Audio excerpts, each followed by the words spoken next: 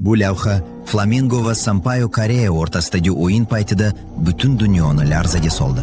Yarim himoyachi Aleksandr to'satdan maydonning o'zida yiqilib tushganida Flamengo futbolchisi vaziyatni darhol tushunib, vahimada tibbiy xodimlarni chaqira boshladi.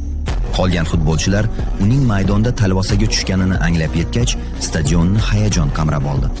O'yinchilar tez yordam chaqirishni iltimos qila boshlashdi. Ammo shifokorlar juda xotirjam kirib kelishdi.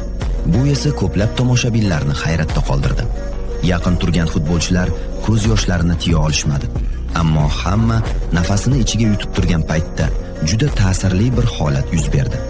Flamengoning hujumchisi Pedro raqibi yoniga tiz cho'kib, u hali ham talvosada bo'lgan paytda uning hayoti uchun duo qila boshladi. Shundan keyin hammani tinchlantirgan xabar keldi. Aleksandr hushini yo'qotmagan holda maydonni tark eta oldi va bunda raqib futbolchilarning ham